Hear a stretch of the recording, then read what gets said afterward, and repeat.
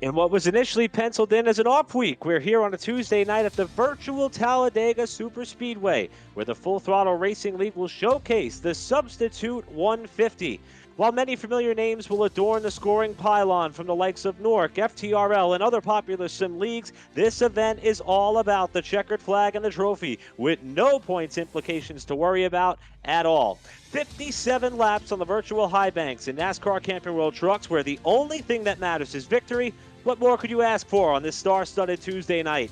The Substitute 150 for FTRL is coming at you live on Pit Stop TV. Good evening, everybody, and welcome to an event that was put together quite literally over the last week or so. I'm Eric Brennan. Absolute pleasure to be with you here this evening, joined by Emerson Arden, who's going to be pulling double duty. He's handling the production elements of our program, and you'll be hearing his voice in just a couple of moments. And, of course, Corey Rexford is going to be holding it down for us on social media all night as well. And Emerson, I said we bring you in here in just a few moments. We weren't sure when this thing was going to go off. Tonight, tomorrow, these guys put it together. We have a healthy field of trucks tonight and 57 laps to get it all done. I'm hyped, man. I don't know about you.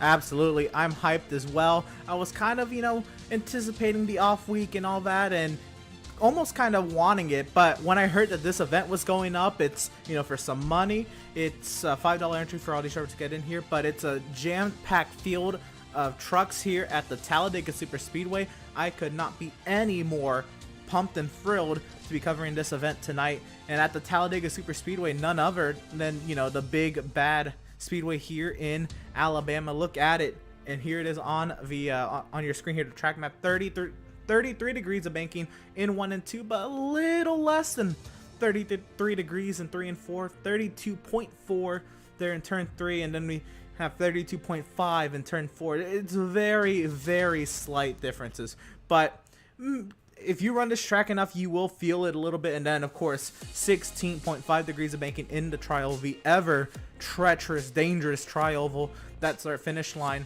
Of course, not in the center of the tri-oval like it is at Daytona. It's actually past pit exit and halfway on its way down to turn 1.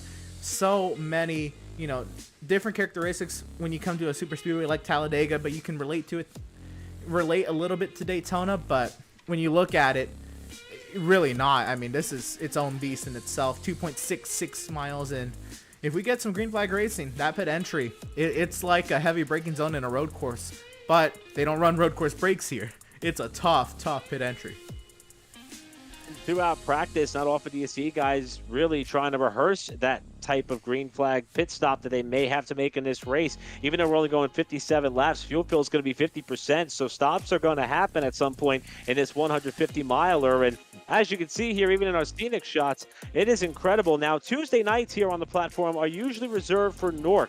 And it has been an amazing season thus far. Now, a lot of the NORC drivers who you would normally see competing on these nights are in this field. Here's how the NORC standings look. This season's going to pick up in just 1 week's time. We'll be back in action, but we figured we kind of give you a little bit of an opportunity to see who some of the drivers may be to keep an eye on who are in this race. Now, Daniel Falkingham has the points lead on the NORC side. Again, this is an unaffiliated event from NORC. This has a lot of NORC names in competition. Now, you have to go down a little bit here to see some of the names like that of a John Berry who is in this field. Will Klein, who was 5th in points. Will Klein at the line, known for his super speedway prowess. He is definitely someone you're going to want to keep your eye on. As a matter of fact, if we go back to some of the FTRL previous winners, or even in NORC competition at Talladega, Will Klein got the job done back in 2019. In fact, he did it twice. So he is someone who knows how to run very well here. Jared Darling played a huge role in getting this event up and running. He's in tonight's field. Emerson, so many drivers who make up this page of NORC Championship points are here tonight for a little bit of fun, especially because they got some big super speedway races coming up in their season as well. So this is a good rehearsal, albeit different vehicle, but still a lot of the same drivers they're competing in on a week in and week out basis. Absolutely. When you get to it, you're league racing at the same time slot as NORC. Tuesday night, you're getting in that mindset. You're racing most of the same competitors. It really is, I'd say, very similar to set you up for the second half of the season. I like the timing of this off week. I was kind of calling it a halfway break, if you will. Halfway through the 25 race stretch, at the completion of race number 12, we'd have this off week, and then FTRL comes up, and I don't know. I feel like it's like the All-Star game or something. Like, I just like the timing of this exhibition race, if you will, or FTRL exhibition race. But a lot of these drivers could use a good run tonight, just to kind of, because it's already Tuesday night, keep that mindset when you get into it Tuesday nights with a little bit of a good run tonight. If you can walk away with some money, you'll feel better heading into the Dega duels that are coming up. And of course, like you said, Legacy Daytona. Oh man, it's a plate race, but that's bumpy. That'll be fun as well. Actually, we have the rest of the NORC schedule on here as well. And just to show you what's coming up on this Tuesday night time slot, we have Dega duels actually, coming up next Tuesday evening. So if you like Talladega, stay with us next Tuesday night. Then we'll have Martinsville the following Tuesday, 175 laps in Martinsville, 25 laps at Road America, Atlanta 130, and then 80 at the Legacy Daytona, Eric. And look at how we're going to decide the championship. You saw the top 12 in points is who's going to be able to battle for that really kind of inclusive NORC championship title. They start things off in Indianapolis, then on to Texas. We threw in Bristol Dirt there for race 21, Darlington, Phoenix, Chicagoland, all tracks of different disciplines. Some may argue that the few intermediates that are in there, they really are kind of some of the same. They are totally different. I will tell you that right off the jump here. And we'll wrap things up at Las Vegas. It has turned out to be, especially considering the fact that the season 13 schedule is being run with the Xfinity car. To have the season finale at Vegas for a 134 lapper is going to be incredible, pretty much how all the races have gone tonight. And again, a lot of the names that we'll be calling on tonight are competing in this series that will resume next Tuesday, and are drivers that are going to be ones to watch. And Emerson hit the nail on the head. That was a home run. Talladega duels next week. We're going to do a little bit of a dry run of this, albeit in trucks compared to the Xfinity car next Tuesday night. And this may very well be a good preview as far as how guys are going to set themselves up for that race. Qualifying is just around the corner. We're going to step aside momentarily. We'll be back in time to cover how things unfold for the qualifying session for this, the Substitute 150 on Pit Stop TV. Don't go anywhere.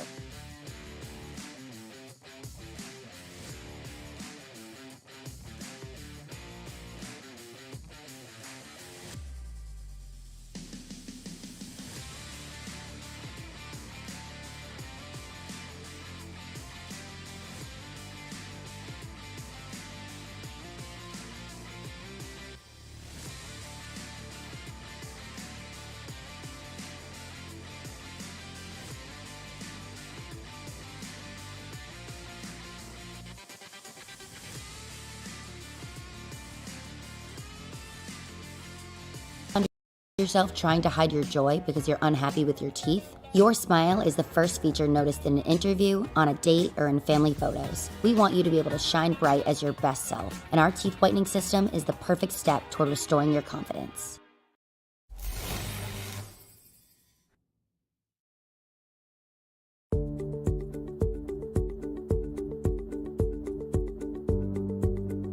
Sound Art is a product that is a speaker and it's art. We combine it together and we call it Sound Art. What makes it so unique that any picture can be your speaker? Sound Art gives you the high quality sound without the ugly speaker. This isn't a picture with a speaker, the picture is the speaker. Just imagine your wedding picture uploaded onto a canvas and now it's speaking 10,000 tunes. I mean, it's a very cool concept. What we like so much about it that you can take anything that means something very special to you, upload it on the canvas, have it hanging up in your room, your balcony, wherever you want to put it, and now it's a speaker. I mean, how cool is that? It's something that we have that and no one has. No one has this product. It's just a great gift to give anybody. It's just a neat concept. Around here we say, art never sounded so good.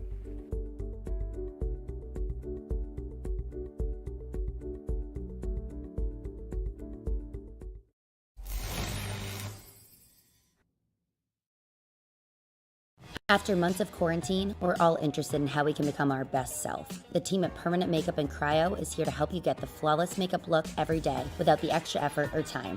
When it comes to your appearance, you deserve the best care that money can buy. Sound Art introduces an entirely new way to listen to music in your home. By combining the best of two products, a revolutionary high-fidelity, low-profile Bluetooth wireless speaker with beautiful artwork. Select from a library of artwork or upload your own photos to personalize your experience. Sound Art ushers in an era of invisible, beautiful, and amazing sound throughout your home and redefines your entire entertainment system. The need to reclaim your floor space and rid your home of unsightly speaker boxes that need to be bolted to the wall is now a thing of the past. Our canvas is printed on high-quality permalite by Breathing Color. And select from our gallery or upload your own. Standard sizes include 16 by 20 and 18 by 24 canvas wrapped. Custom sizing is available, as well as surround sound options.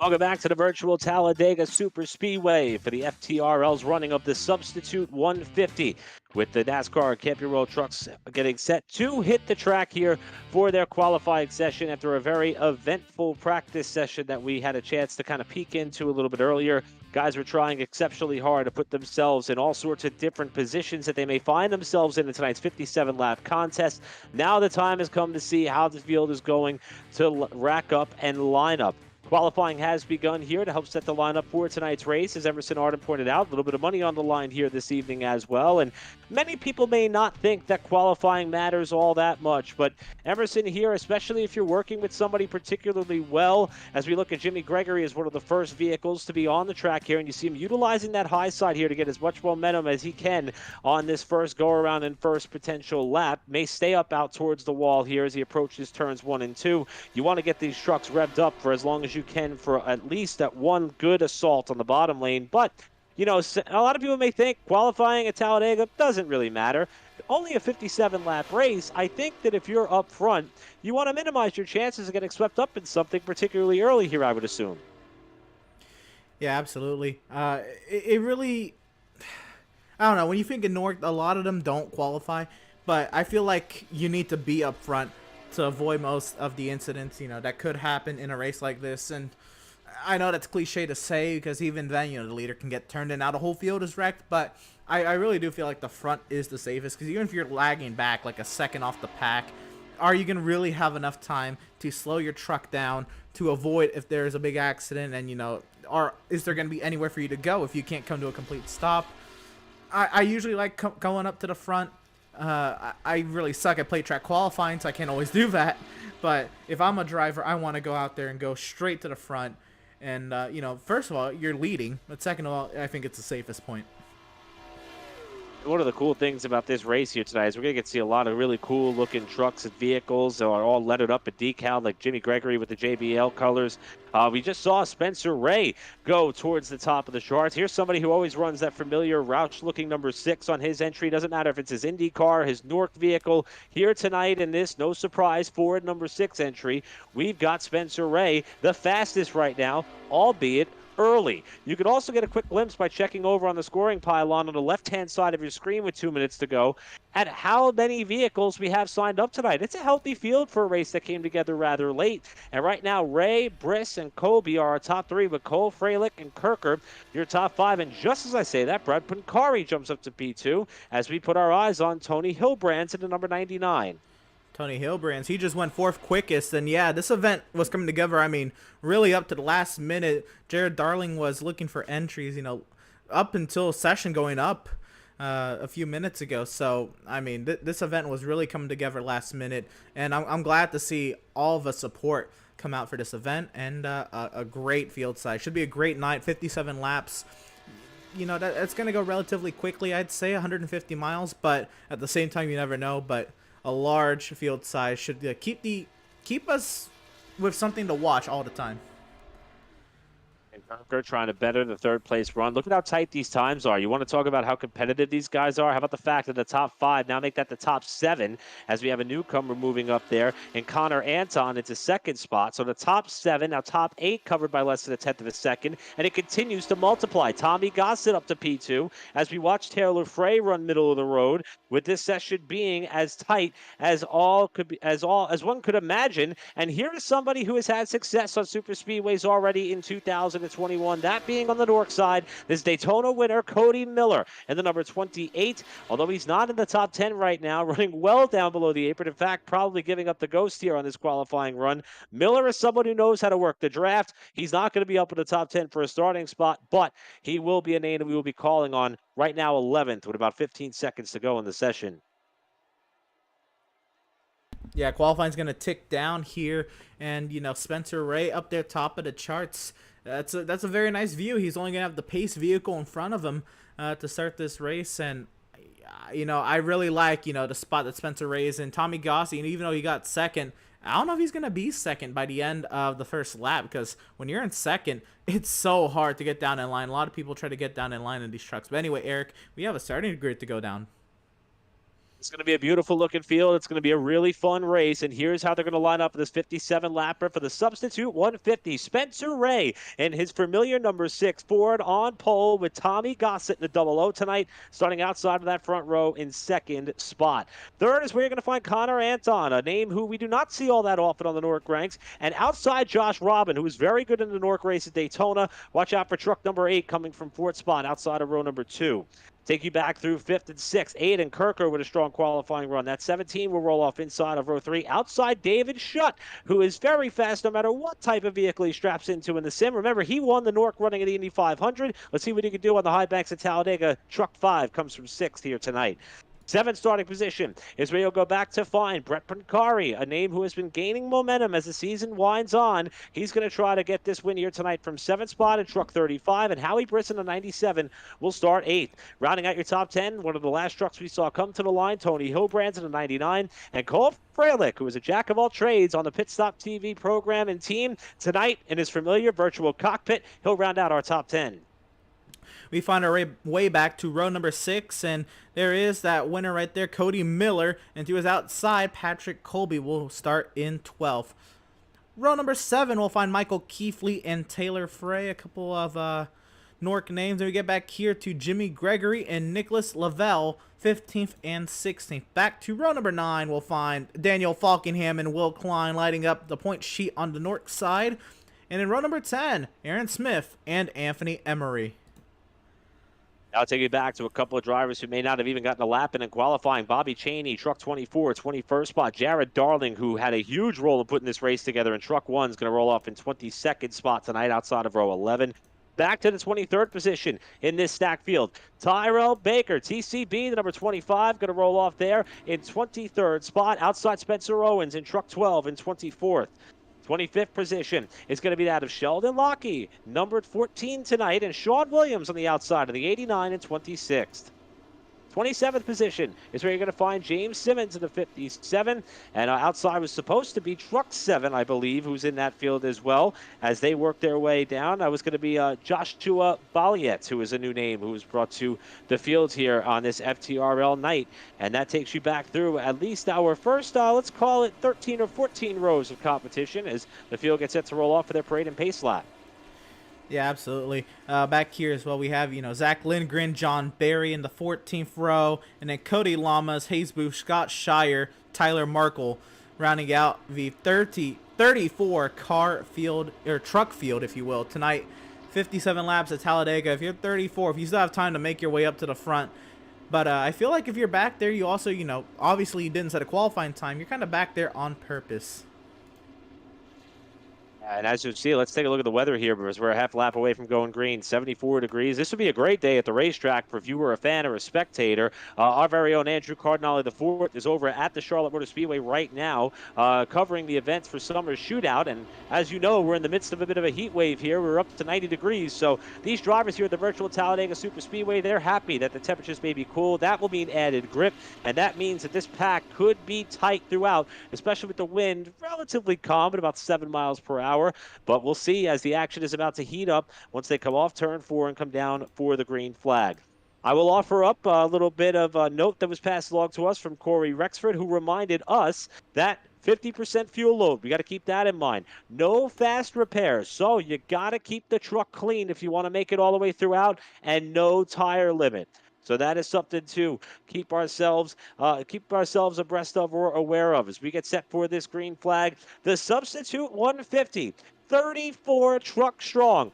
No off night for any of these sim racers. No off night for Pit Stop TV. Here we go. Spencer Ray is going to lead this hungry field down for green, and the FTRL substitute 150 from Talladega Super Speedway is about to go green.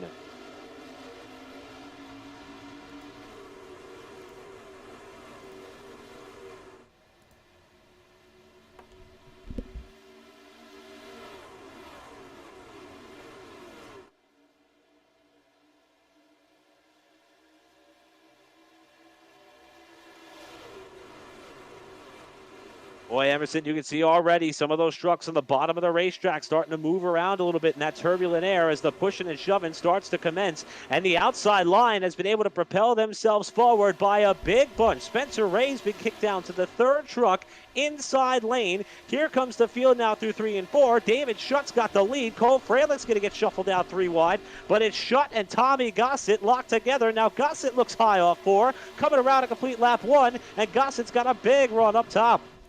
Well, my goodness, excuse me, because I said I didn't think Tommy Gossett would be second at the end of lap number 1, and you're right, because he's leading at the end of lap number 1. Tommy Gossett has done a brilliant job to take the lead on the opening lap. Contact there, Schutt to the apron, 4 wide for the lead momentarily here on lap 2. TCB through the middle, trying to get shoved clear to the front with Jared Darley coming from way back, trying to get him up there 1 and 2, while Schutt falls to third, and it's Baker to the lead.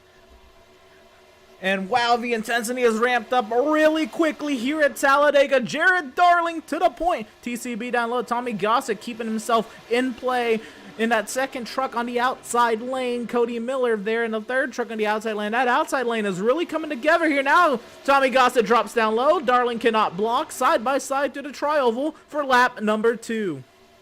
They're going to fan out now 3 wide. Outside comes Cody Miller, Daytona NORC winner, trying to get up to the lead. The push it and shove it has been out of control these first 3 laps. This is unreal as Hayes Boots sets the fastest lap while utilizing the draft mid pack. But look at this group Schutt to the bottom of the track again to try to save the truck off too. It's almost like these boys are racing for $125 or so, but TCB to the bottom now. The big push from Jared Darling, 3 by 3 by 3 behind him, but TCB clear to the lead along with now the top 4.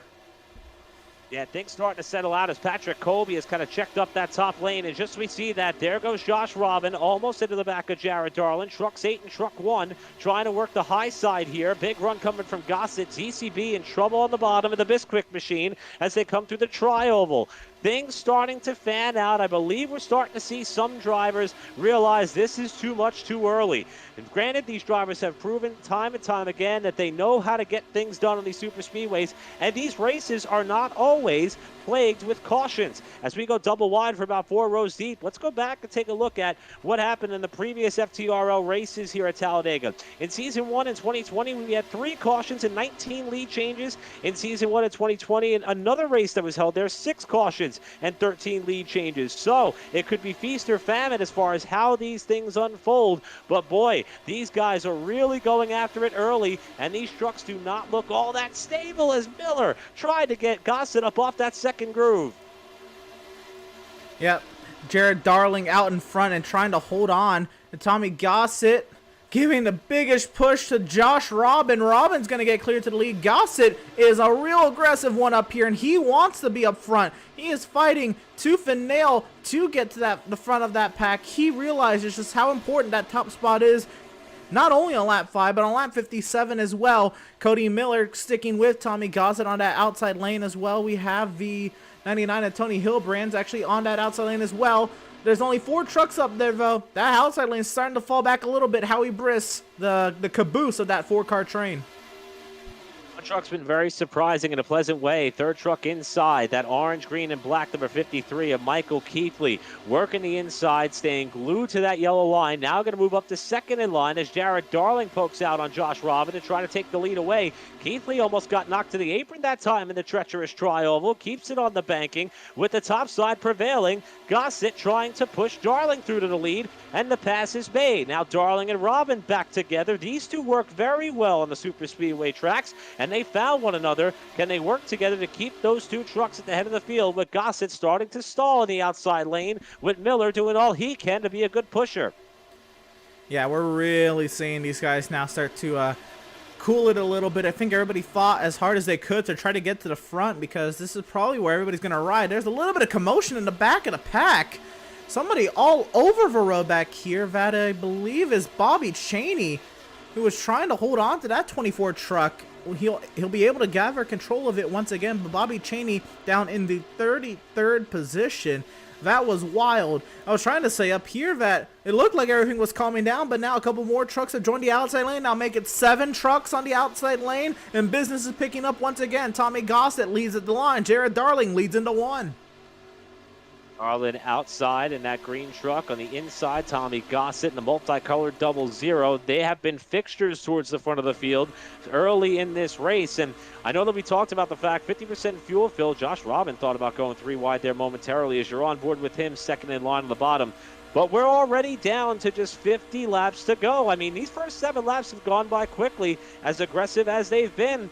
That's going to start to ratchet up the intensity for some of these guys who are not yet up in this lead draft to get there, because if a caution does come out or if something does happen, you could lose laps under yellow, and you may not have as much time that you need to get back up towards the front of the pack. So we'll see how patient that second wave of trucks are willing to be, because this first group of about 10 to 14 vehicles have been all over each other since the start.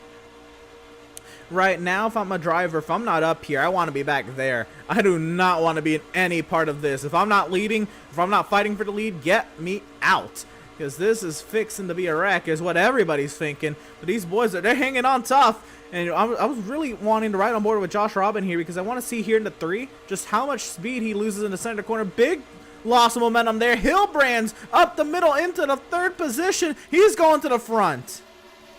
Hillbrand's with a huge run through the middle, with Howie Briss pushing behind in the 97 truck. That's going to kick Cody Miller back a few spots. They'll make it now double wide about the 3rd row in. And Jared Darling looked like he didn't really know what lane to block there. He picks the bottom. He's got a shove behind for Gossett, but Hillbrand's is making the top line work as they come through the tri-oval. It's Hillbrand's up top with pushing help from Briss. Darling down low with pushing help from Gossett as the Congo line starts to tighten back together on the inside, with the pack starting to form once more. And this is where things get really wild, Emerson. If you're that 2nd or 3rd truck on the bottom coming off turn 2, you've got all this turbulent air from the trucks on the outside trying to pin you down. That can get dodgy, and we almost saw Tommy Gossett get into somebody, while David Shutt has a big move there on the back straightaway. Yeah, everybody just trying to find their rhythm, except here in the top 10 or 11. And yeah, I mean, you have the control of the entire race, if you will. If you're in that 2nd truck on the inside or 2nd truck on the outside lane, you have the power. If you're that 3rd truck in that lane, you need to stay off that back tailgate of the truck ahead of you, but be as close as you can to that tailgate ahead of you. And now 3 wide for the lead. The move to the outside. Howie Briss going to the front. He'll just clear back in front of the 99. Cody Miller hung out to dry. That may be a lesson learned for Miller. I think he thought that he and Briss had enough momentum coming through turn one, or into turn one, I should say, that maybe he could have pulled up and made that pass, but he lost his drafting help quickly. And now they're going to fan out 3 wide again on the back straightaway with TCB trying to push that middle lane through with Briss. Briss leads the middle lane. Darling still down low. He's been one of the most constant fixtures towards the head of the pack, with Tommy Gossett still glued to his back bumper in the one machine, but that outside lane starting to form up. Aiden Kirker, third in line up there. Miller has settled back fourth in line on the top side, and we're starting to see these lanes of double wide formation racing multiply here as we get further into this run. Howie Briss and TCB clear out to the race lead, looking, I was trying to look off the back end here of Howie Briss's truck and look at TCB right up under the tailgate, if you will, of Howie Briss, and now pulls out of line. Here comes Jared Darling. Now we're starting to see the pushing and shoving get crazy on the back straightaway. Big run coming from Kirker into the back of Baker to move him up towards the lead. One truck way down to the apron yet again behind the pack. We continue under green as we have been. Whoa, Baker sideways in front of that bottom lane and goes to the lead anyway. What a move.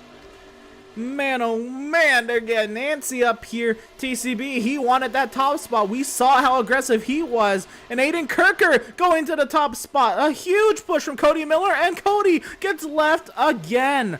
My goodness, Cody Miller is just pushing everybody up front, and he's not getting the favor return. Or maybe here comes Tony Hillbrands to push Cody Miller. Can he get the job done? What I was trying to say is we saw TCB and how fast and how aggressive he was and how many laps he led at the iRacing Super Speedway on the NORC side. He's trying to do a similar performance here tonight at Talladega. Can he do it? He's going to pop right out of line. I think he wants to. Try to get up there and get back into that lead position. And we know that Colin Miller can push, but the pushing and shoving is just, I'm really surprised at how aggressive these guys are at this point of the race. But, oh, man, you see him there knock TCB sideways again as they came off the corner. One truck got turned sideways. I think that might have been Patrick Colby who had to catch the truck there off turn 4.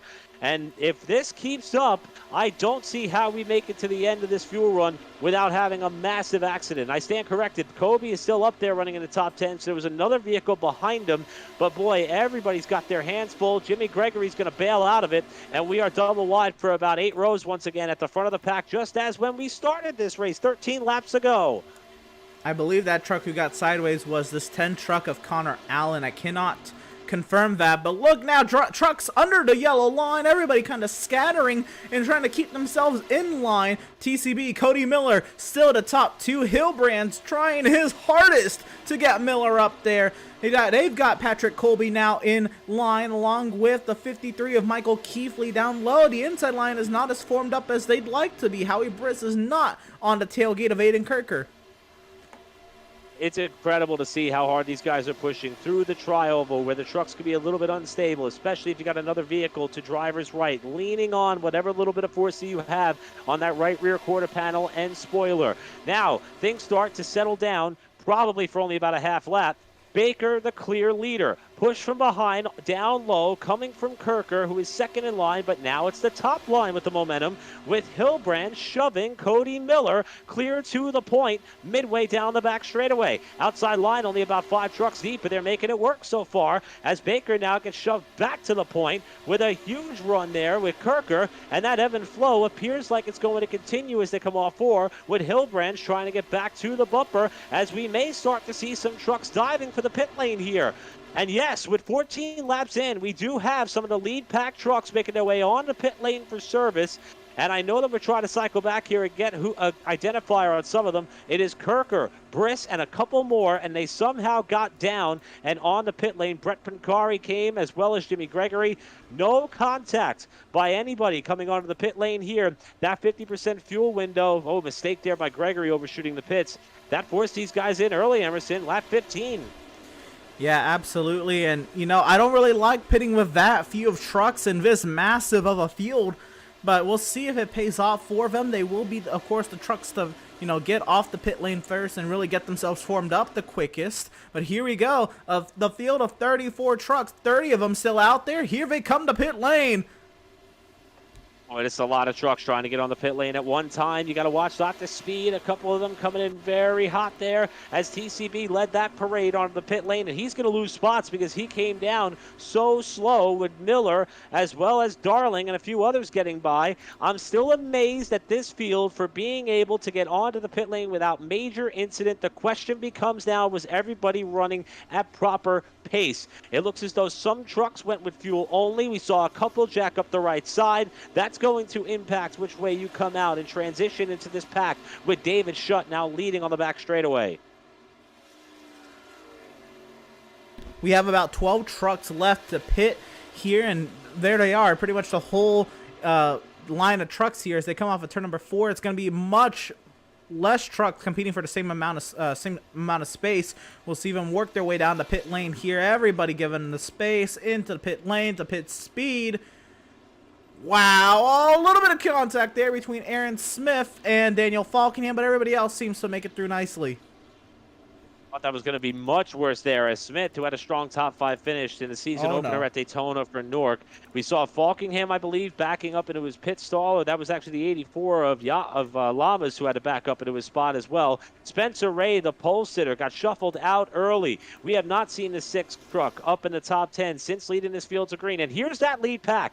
3 wide, about 3 rows deep, all on top of one another here with Tyrell Baker on the bottom. It looks as though that's Keithley in the middle, and they're trying to see how they're going to draft up as the rest of the field is just exiting the pits now.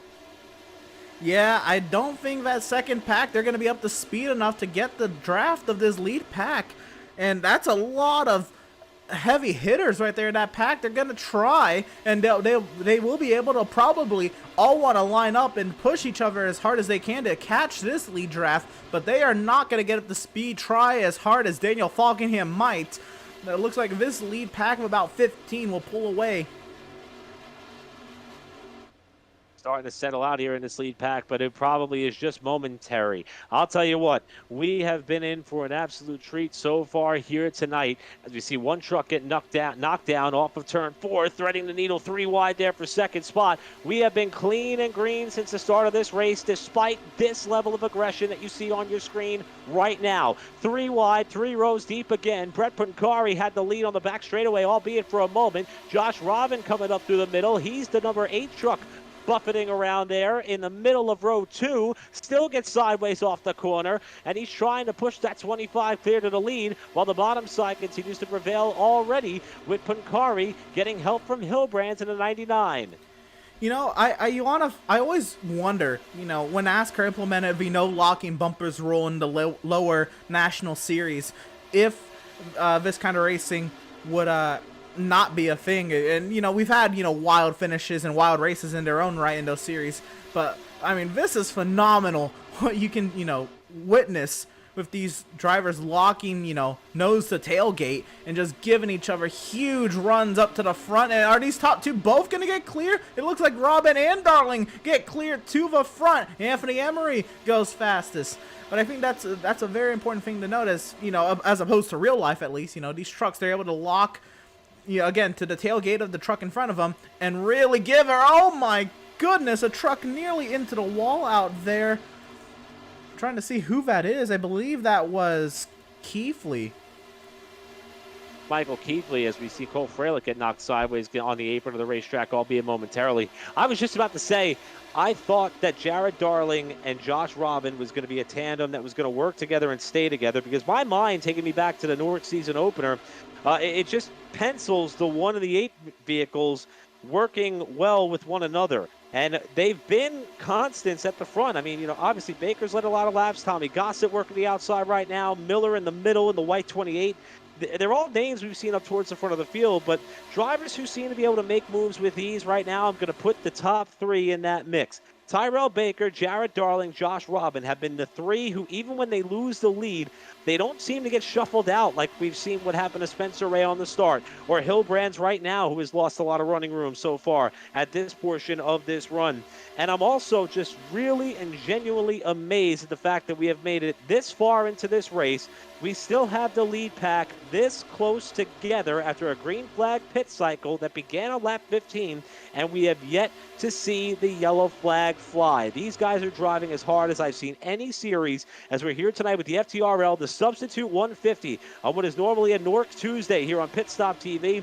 And the FTRL guys, with a little bit of money on the line, are putting these trucks in precarious positions all throughout the duration of this race. We're nearly halfway, and what you're seeing is what we've been getting all throughout, and we are not done yet. Here we are, we ride on board with Tommy Gossett. You see pretty much the entire lead pack right in front of him. Tommy Gossett just deciding where he's going to go. He looks like he's going to stay in this middle lane. And boy, Eric, you're awfully brave to, continue to speak about the running of this field and, how they have continued under this flat condition for so long. I know I would probably cause that to change if I were to comment on that. So you're very brave to continue to comment on that, but for real though, it is really remarkable. These guys are absolutely on it. They're shoving each other straight to the front. Maybe even 3, maybe 4 trucks in the line shoving each other. And they're all just holding on to what they've got. I've been privy to many announcer jinxes in my career, so I just keep waiting for it to happen as we're talking about it. Now, one thing we're going to see here for the first time tonight is that of lap traffic. There's about 4 trucks that actually may have either had a problem while pitting, one of which is going to be that of James Simmons. That's the truck there on the bottom side of the racetrack that the lead pack is overtaking now. Also, we got a crash, got a car hard on the wall, and that was as the field was trying to get around Simmons, who got airborne after hitting the wall head-on in turn 3, and I don't believe he was the only one involved.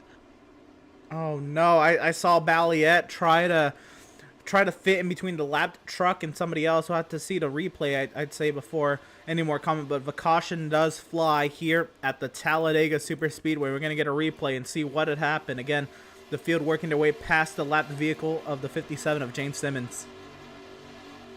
Talking about it, this was going to be the first time that lap traffic was going to be a bit of an issue here, and it looked like the majority of the field got by Simmons. Oh, Tommy Gossett got hooked by the 7 into Simmons, who was an innocent bystander. It was Simmons who was holding a tight line on the bottom of the racetrack, and it appears as though that things tightened up there between Balliet and Tommy Gossett, to where Gossett got hooked into Balliet's truck, and it was on from there. Amazing that only 3 trucks appear to sustain significant damage in that crash. Well, here we are. We're going to ride on board with Balliet and see all of this unfold. They were 3 wide as it was. Man, that's just trying to fit 4 trucks, 1 truck at a significant speed disadvantage into one spot. I mean, I don't really know if Balliet did much wrong just because of the scenario he was in, but my goodness. Now, the term racing incident, in my opinion, gets overused because a lot of people are a little bit hesitant to lay blame on one individual driver. I believe that this is as much of a racing incident as one could have. Tommy Gossett had a monster run, ducked down to the inside. If Simmons isn't there, and if the 7 isn't, already alongside the 00, I don't think this crash happens at this point in the racetrack. And I know that may not be what Tommy or Simmons or what Balliet want to hear. I believe there was another car that may have sustained some damage there. I'm not sure if that was the 10, perhaps, of Connor Anton, who may have gotten hit by the flipping 57, but nevertheless, this caution is going to end up being a saving grace for a couple of other drivers who were kind of trailing the field after some pit stop problems. We'll tell you more about that in a moment, but you see the 7 moving up to anticipate the off-pace 57. At the same time, Gossett gets a run on Aiden Kirker and Duck Slow, and they all just come together. And yeah, that was the 10 of Connor Anton, who got some damage there as well. So we'll call it 4 trucks with significant damage. And we'll start it off with the 00, the 7, the 57, and we'll add the 10 in there late as far as a mini big one to strike here just about at the halfway point of this race. And pit road has been a very busy place. We saw trucks come down and stop after 15 laps, and we're getting closer. We're probably going to restart with about 30 or so to go. So we can anticipate one more stop potentially after we see Jared Darling and Josh Robin coming off the pit lane first and second respectively.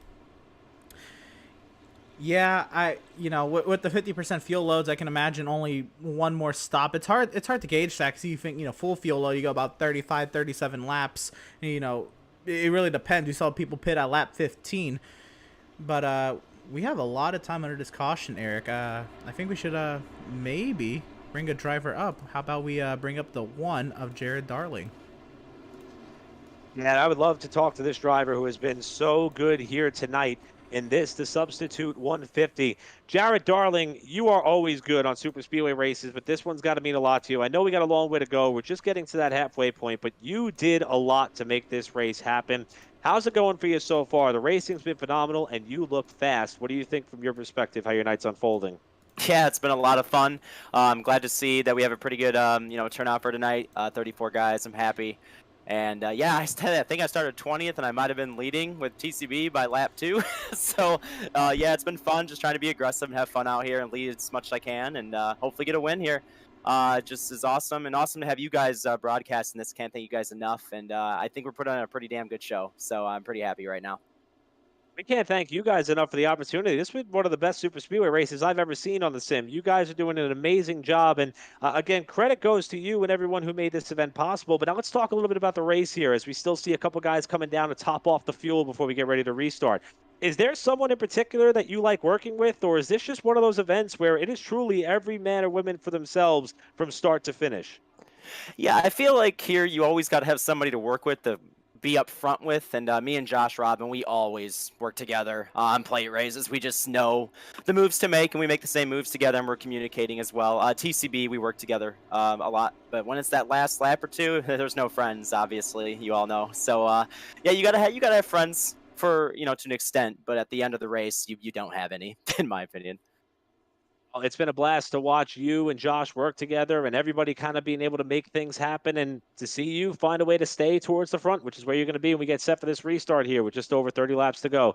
Jared, thanks for putting this race on. Thanks for having us, and good luck. Hopefully we chat again later on tonight, bud. Yes, and really quick again, thank you guys and everybody in chat that's watching, anybody that's tuned in, shared everything about tonight. Thank you. This is really cool to have this happening tonight, and yeah, so hopefully I'll keep it up front here and talk to you later. Amazing job by everybody to put this race on. Jared Darling, we'll be talking to you hopefully a little bit later on, bud. Good luck. All right, thanks. And again, that is Jared Darling, who will be leading us back down for this restart here. As we said, it will come with just over 30 laps to go.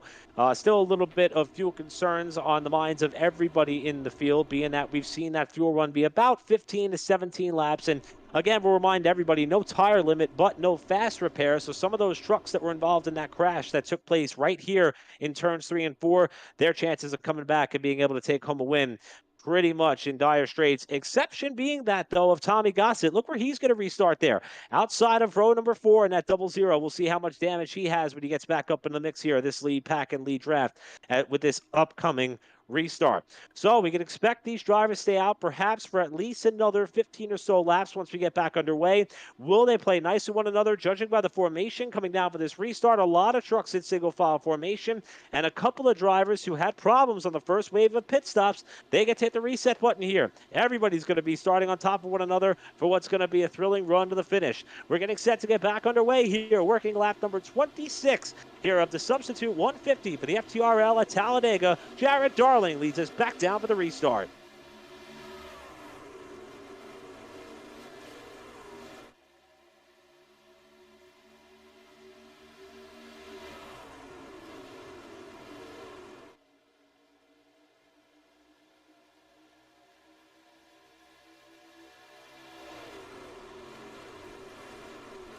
Doesn't take long to see a couple of drivers, or at least one, venture up to the top side. No surprise, that's Tommy Gossett. As we see Keithley now diving to the outside of the driver who led us back to green in P1, and they're all bouncing off each other on the back straightaway, and Taylor Frey, with a magnificent save, is able to keep it straight as we got a newcomer moving up in the 3rd spot in truck number 11. Here comes Hayes Booth looking outside for 2nd.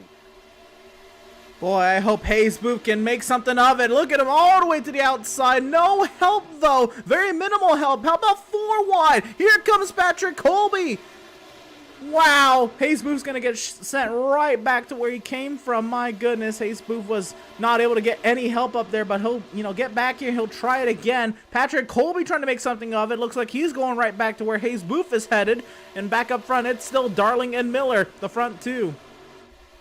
Despite losing the lead, as we see Josh Robin off the pace on the back straightaway, looks like wants to kind of fall to the tail end of the pack for the time being, at least on that inside line. He'll drop to about the 5th truck, make that 6th as Cole Freilich squirts out ahead of him. Despite losing the lead, though, Jared Darling remains one of the front-running trucks here in these 2 lines that have formed. He's got Keithley up top with help from Hillbrands.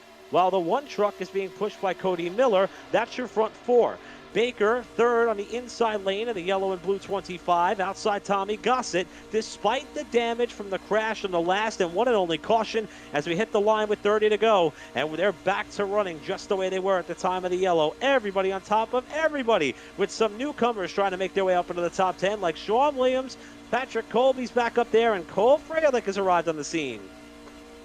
So it's very interesting. We're now on the third lap since the restart, which means we went green with about 32 laps to go. These drivers, they all came into pit lane, on lap 15, lap 16. So it's going to be very, very tight. If everybody's making it on a one stop to the finish, I think it's doable.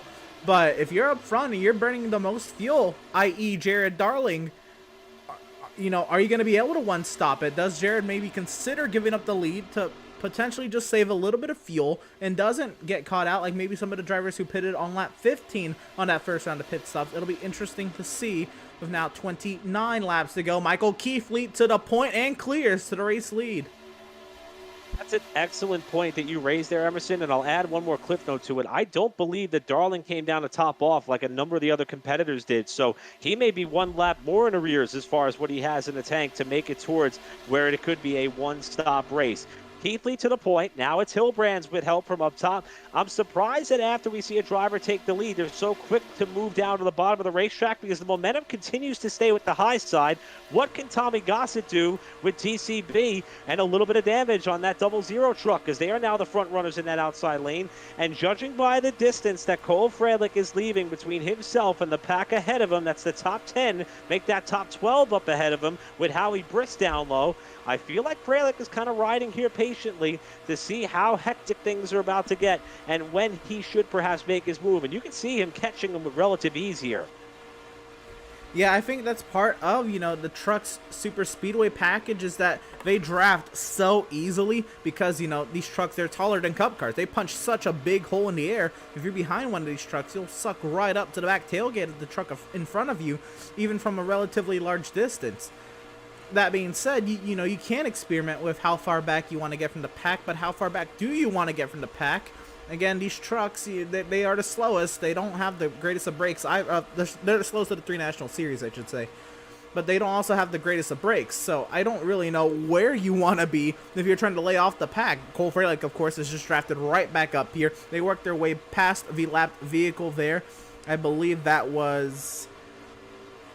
I do not actually know who that lap vehicle was.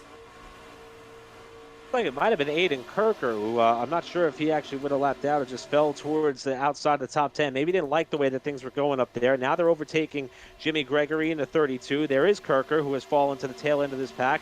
Also maybe trying to put himself in a good position to come on and off pit road without much of an issue. Believe it or not, we still have 33 of the 34 trucks that started this race on the lead lap. Simmons, who had the big head-on hit into the wall and big crash to put us under the one caution, is the only truck that is now at least one, in fact more, laps down.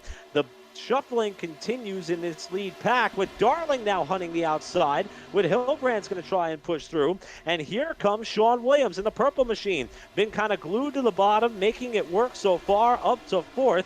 Make that 5th as the outside lane gets some momentum, with now Miller trying to get to the middle of Williams and Keithley to make it 3 wide. No running room there. And how about it, Sean Williams? That's a name we haven't really mentioned too much up here in the mix. The rest of the top 10 or so, we've mentioned quite a bit over the first half of this race. So Sean Williams getting up into the mix shows that maybe somebody from the back may come up here in the coming laps. Maybe it comes after that last round of pit stops or so. And Tony Hillbrand, way up the track, he's going backwards. Hillbrand's there getting shuffled out wide. That's going to kick him outside the top 10, maybe the top 15. By the time he stops the bleeding here, what's going to be about, well, let's call it maybe about the 15th spot. And now it's Michael Keithley's turn to get drop kicked aside. Jimmy Gregory may go up and try and help him. And the 15 of Cole Freilich is using the middle to his advantage. Going to try to pull up to the Miller in the white truck, who is now second in line on the top. That third lane is not being able to form up the way that the middle groove has thus far. As you see Gregory abandoned ship down there. Keithley's going to fall out of the top 10 as well. And we're back to double wide about 6 rows deep here. Yeah, it looks like that outside lane they're gonna get formed up, and when you're out there, and TCB will actually leave the outside lane, clears to the top spot. Cody Miller, once again, the driver pushing a driver to the lead, but now Cole Fralick, I know Cole Fralick now for a bit, and he is very aggressive with these super speedways. He wants to go forward. If he's got Cody Miller in front of him, Cody Miller, guess what? You're going forward as well. Even if it's just 2 trucks, now it's a 2x2. It's tandems. It's 2011 all over again up front. Paul Fralick, somebody who has proven his talents in all types of sim racing vehicles on the iRacing platform. Now he's gotten himself up into a top 4 spot, and he is working with a guy who has proven himself to be a really good super speedway racer in 2021 already, in Cody Miller. That's your tandem on the top side, while Baker and Darling, who we heard from under the caution and is very confident about his super speedway chances, are the tandem working well together on the bottom side. Waiting in their wings in row 3. Just as I say that, though, we're going to fan out 3 wide. Fralick gets shoved aside. Baker gets shoved aside. And everybody's going to come back together here off turn 4 with the pack tightening up. The powers of that outside lane now, or I guess middle lane, because I believe that's Kirker trying to make something happen way up high, or trying to get shuffled right back by. Cody Miller clears up in front of Jared Darling. I was going to say that inside only had 3 trucks loosely nose to tail, and that inside lane was going nowhere. They were going backwards. TCB realized that Cody Miller was probably the truck to have behind, and so he went up and grabbed him, brought him down to the inside, and now Cody Miller will sit P2. Jared Darling, he's not satisfied in P3. He wants to go forward. He found Tommy Gossett. He said, let's go. Very surprised at Jared Darling's ability to not fall far out of the top 3 or top 4 throughout the duration of this race. We've seen comers and goers from just about everybody else. At one point, I put Josh Robin up in that mix as well, but we haven't seen him back up in the top 10 for a few laps now, is that of Josh Robin. Darling and Baker are the 2 who have made themselves constants at the head of the pack, as Keith Lee almost went 3 wide on Tommy Gossett in the middle of the tri-oval. That would have been very tight. We're also getting to the point where these drivers have to start thinking about the potential of pit stops. It'll be 21 laps to go next time by. We know the fuel window is about 15 to 17 laps deep, so you got to figure in about 6 to 7 or maybe 8 laps or so, these guys are going to have to start planning out that potentially last stop with that 50% fuel fill, as it is going to be coming, and that may be one of the reasons why the midfield is as calm as it seems to be running at this time. I don't expect it to last all the way to the checkered flag by any stretch. Yeah, that's what I'm noticing. It's relatively calm up front, and I say relatively to what we had in the first half of this race. That, everybody that's outside the top 10 pretty much is single file. That has really caught me off guard. I just noticed how much they were racing, even at the, in the midfield, like you said, there's more trucks up here. And I think everybody's realizing, we're into that late stage now. If a wreck happens, it's go time. You want to keep your truck in one piece because they feel maybe a restart may be coming up, and that's when they're going to have to work their way forward. And you don't want a damaged truck to work your way forward anyway, because you might not work your way too far forward with a damaged truck. But I agree it's probably pit stops as well, but the midfield and on back, it is really, really calm for how relatively calm the front has been. This has been pretty impressive up towards the end of the pack. We've always had about a group of 10 to 14 trucks up towards that lead draft, kind of willing to risk it all, willing to put themselves in precarious spots, all in a dress rehearsal for what's probably going to be a thrilling and frantic last lap or last charge to the checkered flag. However, we've also seen a lot of those comers and goers we talked about. We just saw Tommy Gossett get shuffled down a line. Jimmy Gregory, who's at 32 in the middle right now, getting underneath Howie Brish, trying to get outside of Patrick Colby. He was in danger of going a lap down earlier before that caution. And now he's got the JBL colors up into the top 6 and is trying to push Michael Keithley back further forward as they're working with Jared Darling to try to get him back up into the lead. Gossett, despite his involvement in that crash, still running in the top 10. And Taylor Frey has been quietly riding there in that 10th spot. Not falling too far from there, but keeping that 2 machine up into contention. And I expect these comers and goers to continue while they're, as you can see off in the distance, a number of drivers just patiently biding their time. So hourglass is starting to tick by. We're under 20 to go. We're probably 5 laps away from the last stop of the night. And we're still double wide for the lead and more. I'd have to imagine Jared Darling understands the math of the situation and the potential that, or the most likely that this race is going to end up being a one-stop. but he is still up there fighting. I'm led to believe with that he is good, because I can't imagine that Jared Darling would put up this fight to lead all these laps and then potentially throw away his chance at winning this race, or he just expects there to be a caution before a pit stop, a second pit stop would even matter. But here we go. We're coming around this time to what would be 18 laps to go, and there's only 3 trucks if you want that outside lane. Tommy Gossett a little undecided right now, and well, he can be. There's not really anybody directly behind him as well, and a truck peeking down to the inside. I can't imagine that they're pitting, and Tommy Gossett is. Remember, Gossett was one of the trucks that was involved in that crash, so maybe he stayed out a little bit to cycle up towards the front of the field. That's got to cause a little bit of concern, I would think, for Jared Darling, who did not stop to top off the fuel as well. So Gossett is going to come down, and that is a lonely feeling. I believe he is literally the only truck on the pit lane as of right now. So Gossett, who has been running top 10 throughout most of the night despite his involvement in a crash, now finds himself on the pit lane, getting set to come up to about 18 laps to go. And even that's going to be tight without the help of a caution, which we may very well get before this thing is all said and done. And look what that's done to the pack here. How about this outside lane? Brett Bunkari, Sean Williams, Spencer Owens and company, all trying to come through as Williams now ducks off the bottom lane. We may see more trucks coming to the pit lane, and we do, as Baker leads the next pack onto the pit lane. Here we go, a big group of trucks. Not as big as what we saw in that second lap of green flag pit stops, but a large amount of trucks at that. It is the mainstays at the front. TCB, Jared Darling, Cody Miller, Cole Freilich, Howie Briss, Michael Keefley, Taylor Frey, and more. I can't imagine that they're going to be able to make it on a one-stop, or they're going to have to really stretch these things thin. I think this might be the edge. Oh, Hilbrands overshoots the box. The big miss there by Hilbrands that could cost them an opportunity to catch up to the draft when they cycle off. And again, this is the second green flag pit stop cycle that we've seen tonight, with David Schutt as well as Anton set to bring the next group down. We would expect this time by. How about Anton coming back from his involvement in the crash, the one and only caution we've had so far tonight? And so far, everybody's been able to get on the pit lane cleanly. This may be one of our last waves to do so. Here's the rest of the field coming down for the final time tonight, with Schutt leading them on for service. A couple of cars slide on the front tires to get it slowed down in time. And we watch the field now make their way into their pit stall for what should be the last bit of fuel they need to get to the finish. Drivers missing their boxes big time. John Barry as well. So that'll be interesting to see where they come out. And Patrick Colby is down and away. He did not stop in the box, and he's going to tow back. Patrick Colby, I believe, missed his box, and that'll do it.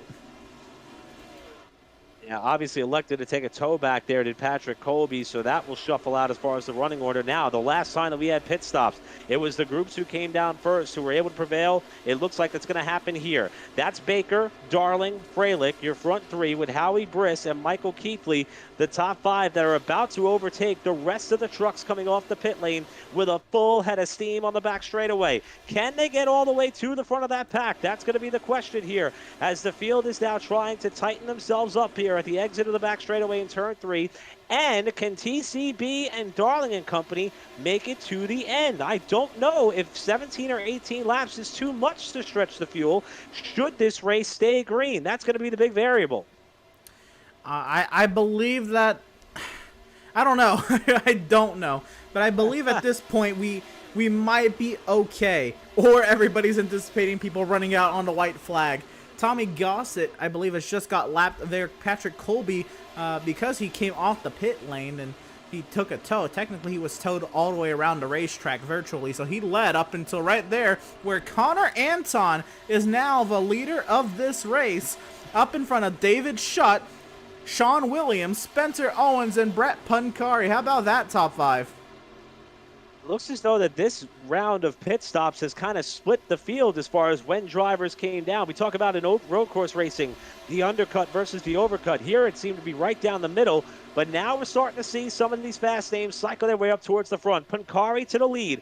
Baker pushed by Frey on the top side, trying to get back up to P1, while Jared Darling is trapped back in 16th right now off turn 4, with the outside line overtaking the bottom side. 2, 3, now 4 trucks have gone by. Baker, Frey, Miller, Robin, your top 4. Bunkari back to 5th. Here we go. Business is picking up. Final pit stops, I believe, have been made. Josh Robin, Cody Miller, they're going to the front now. Who are they going to bring with? Looks like Pancari elects to stay down low for the time being. He doesn't have the greatest of runs to do much at this point. Taylor Frey hangs tough with TCB. And now Pancari and Miller clears to the top spot. That's going to be Miller ducking down in front of Baker to cement the lead on the back straightaway. That's going to hang Josh Robin out to dry. Frey stays down low. Third truck in line in truck 2. And moving up to that 4th position comes Pancari, while Robin will fill the hole there in 5th spot. Spencer Owens now up into the mix in truck 12. He now runs in the 6th position. Anton, Schutt, Briss, Williams all in a knot. As this field now comes to the line, we are inching closer to the final 10 laps of this race. Fuel remains a concern. There's about 13 laps to go, and the field is starting to accordion back together for this last-ditch run for the Checkers with a little bit of cash on the line as well. I just want to notice, I've been watching timing and scoring. I've been watching the stragglers of this field, and we might, if you were watching and paying attention that closely, drivers like Will Klein, he was very much off the pack, along with Cody Lamas, Joshua Balliette, and Sheldon Lockie. And I just want to say, the hole that these trucks break in the air has allowed these 4 trucks, who are nearly a second back from one another, to draft right back up to the tail of this lead pack. I saw Balliette, he missed his box by a mile. I mean, he had to go like 15 miles per hour in reverse, and he's still in this lead pack. 21 trucks still on the lead lap. 26, as you mentioned, Emerson, pretty much covered up in race-winning contention should they work the draft effectively. And we're coming down to money time here, and the top side is starting to get a little bit of momentum, rocking and rolling again, with Tommy Gossett leading with Howie Briss on the outside lane. They've gotten up towards the top 10. Now remember, Gossett is 1 lap down. He's actually scored back in 32nd spot. He's trying to get back on the lead lap and hope for a caution, and he's got a good pusher behind him in Howie Briss. He's up to now the 2nd truck in this pack, trying to get outside of Baker, who runs 2nd. The 00, 1 lap behind the leaders, trying to get that lap back the old-fashioned way, and he's got a good run here on Miller coming through the tri-oval. Tommy Gossett, if he does not get a yellow to get himself back onto the lead lap, could decide the winner of this race. We know how fast he is. We know how he knows how to work these trucks in the draft at the front of the field. Tommy Gossett could very well decide who wins this race just by who he toes to the front, who he pushes to the front, who he keeps at the front, who he keeps behind him. It could be wild. Here comes another lap, the vehicle right here. This is the 32 of Jimmy Gregory. Patrick Colby as well, a lap down in this pack, so that makes that 3 trucks scored 1 lap down, and one other truck is not in a draft at all. That would be Tony Hilbrand, that is not in a draft. Remember, Hilbrand's overshot his pit very badly on what may have been the final stop. Going to be coming up on 10 laps to go with a substitute 150 here for the FTRL on Pit Stop TV. And you're watching the lead pack here at the Talladega Super Speedway. Reminder, outside truck 00, Tommy Gossett was running top 10 all day long, had to pit early and fell a lap off the leaders by not having anyone to draft with. He's gotten himself into free pass position, but he wants to be in front of whatever carnage may ensue behind him to get him in a position where he can battle for a race lead and win. The truck he's trying to overtake the leader in Cody Miller. Cole Freilic's getting tired of riding behind that lapper, though. He's going to try to get the 3rd lane up and running, but he's got no help in 3. Cole Freilich, no help up high, but he's still giving it his hardest try. It just shows that he is willing to hop out of the line and drive to the front, which I think other drivers are going to notice, and they might put that, in the back of their mind when it comes down to, who's going to win this race. Cole Freilich is definitely a driver who is not content riding in line. He wants to go forward. He's showing his hand. Now is anybody else going to follow suit? The lap vehicle there of Jimmy Gregory wants to go up there and give Freilich any sort of help he can give. But Freilich is going to have to fall his way back here, and he might have to work his way forward. Oh, he's getting a good push here from 32. A huge run off of turn 2. Subplot here is if that 32 can get in front of that 00. That'll be for the free pass, or it might even be to get Gregory back on the lead lap if he gets by Freilich. He shoves Cole Freilich to the lead. And Gregory is now in front of Tommy Gossett, which would not give him the free pass should the caution fly. What a move! Gregory shot out of a cannon. He got Freilich to the lead and got himself to the free pass position. And Freilich to the inside. Is he pitting? A couple of these guys may be close on fuel. Freilich obviously could not make it to the end. He got to the lead and has to stop with less than 10 laps to go. What does that mean for the rest of the lead draft? As they come to the line here, 2 lap cars, or tail end of the lead lap cars in front. Miller back to the lead. Cody Miller is drafting off 2 lap trucks. They were 3 wide for second with Howie Briss, TCB, and Michael Keithley.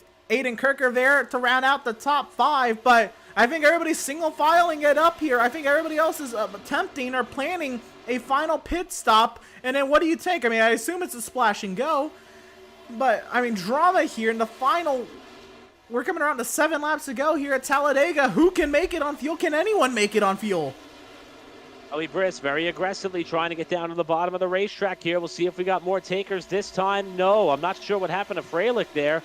Maybe he was a little bit short on the fill. We'll try to check in with him later on to see how he was that far off strategy or if he's trying to anticipate this. But there's no way you want to come in by yourself.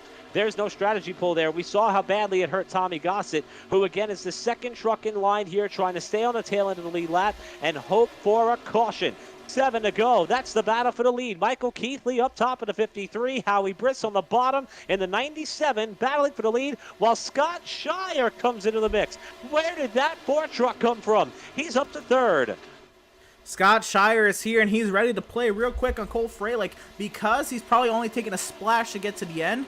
He's not going to lose as much time as he would on pit lane. Still a lot of time, but I believe he would be able to stay on the lead lap. I bet he's anticipating a caution, maybe somebody running out of fuel at the front of the pack, causing an accident. One, he'd be able to avoid that accident and being 30 seconds behind that accident, and then he doesn't have to pit on that caution. If he can stay in front of the leaders, he could cycle to the lead. That could be what the play is here. I don't know, but I don't believe he's going to get lapped just because of how short amount of time he spent on the pit lane. One of the trucks that we saw dominating this race throughout the majority of it, Jared Darling. Where is he? Back in 26th spot. Wonder if he's trying to save some fuel there in the middle of the pack or just anticipating the time where everybody's going to have to stop as trucks start to shuffle to the bottom. That is your leader. Michael Keithley, 3rd truck in line for the time being, with Howie Briss behind in 2nd, Scott Shire 3rd, Spencer Owens in 4th, Cody Miller in 5th. And again, the 32 and 00 tail end of the lead lap, hoping, praying for a caution before having to come down the pit lane for service themselves potentially, as everybody may be tight on fuel. But there are some trucks starting to make some noise here a little bit further back behind this group. It's a pair of black machines on the outside, and surprise, surprise, one of them is that of Josh Robin leading with Bobby Chaney. These two are cutting a trail towards the front in the closing stages. I want to say I saw Bobby Chaney try to hold on to that truck back in the 33rd position earlier in this race. Bobby Chaney is going forward with Josh Robin and Josh Robin only. Look at this run down the back. I have to wonder if some of these guys were laying back and trying to save mega fuel throughout the opening stages of this race, and they've decided fuel saving time is over. High, wide, and handsome. Here comes Josh Robin to the lead with Bobby Chaney married to the back bumper of Truck 8 as they come off turn 4. To the point they come, and they'll try to overtake Gregory and Gossett to put them a lap down yet again. 2 trucks by themselves just rocketed past about 15 or 20 trucks. Mind is blown right now. I cannot believe what I'm seeing. I don't know what this draft package is anymore, but 2 trucks just did that by themselves. That is wild. Now that they've gotten there, what can they do to try to hold on to it? It appears as though that so many people are trying to do everything they can to make it to the end as they start to accordion on the bottom of the racetrack here off turn 2. Laps are starting to wind down, so is the level of patience. Outside, Tommy Gossett still 1 lap off the leaders. He's got help, though, from a lead lap truck as they're now 3 wide in the middle of the pack. Sean Williams up the middle trying to get underneath Keithley, who pushes his way up in the 2nd spot. And outside of what could be the battle for the lead, it is. That's Josh Robin and Keithley side by side off 4. Here we go. Business is picking up. It's go time. 3 laps to go. Michael Keithley up high. Josh Robin with a lap the vehicle in front of him. Down low. Now Keithley to push with Sean Williams. How about Nicholas Lavelle? I don't know if I've called his name since the starting grid. Daniel Falkingham is up here. All of these drivers who've laid back looking to make an impact here with 3 to go. Keep in mind the 0-0 again, still 1 lap down. He's second on the bottom lane. That's Sean Williams up top with Lovell trying to come through and push him through. Oh, no! Contact, and there they go. Williams into the wall. Lovell going around. Keithley spins on the back straightaway. So far, no caution. The field fans out wide on the back straightaway. Everybody trying to blend up in 3 as the race stays green. Look who's leading. It's Daniel Falkingham to the point. Here comes Anthony Emery. He's got Cody Miller behind. We've seen what Cody Miller can do. Coming around to 2 laps ago. How was that only a 1-truck accident? And Gossett has to pit, so he is out of it. Gregory muscles the pole sitter. Spencer Ray up wide as we hit the line with 2 laps to go. Daniel Falkingham, the NORC points leader in this non-points event here tonight for the FTRL Substitute 150, finds himself in the lead for the first time tonight. Emery getting help from up top. Robin trying to move his way up into the P1 here, while Baker clips the apron trying to get down low 3 wide.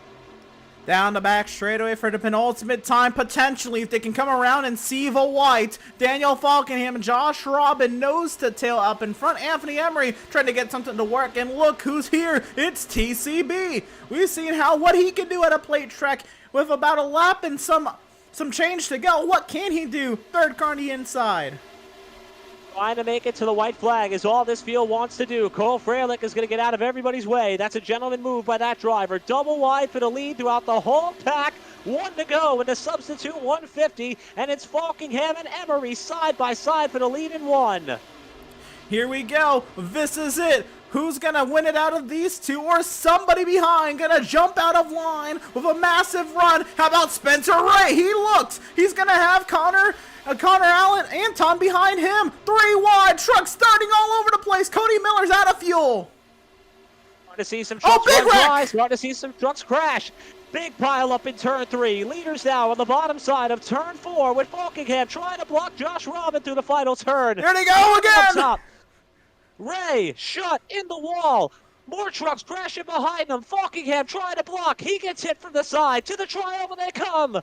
Falkingham has the edge. Emery with one last-ditch effort, but it's not going to be enough. To the checkered flag. Falkingham with a stunner. Wins it at Talladega. Oh my goodness. I knew as soon as he got to the white flag, there wasn't going to be many that made it back. But that is not what I expected. I assumed trucks running out of fuel had a major part to play in that. And Daniel Falkingham, somehow, some way, we only called his name like the final 3 or 4 laps, and here he is, the winner of the Substitute 150. That was a defensive driving clinic that Daniel Falkingham just put on the field. Ducking high, ducking low, doing everything he had to do. He had some help by a little bit of contact and carnage behind him coming off turn 4. Everybody hit everybody. We had trucks running out of fuel, trucks crashing into each other off the final turn. And it is a familiar name that we cite in Victory Lane on Tuesday nights here on Pit Stop TV.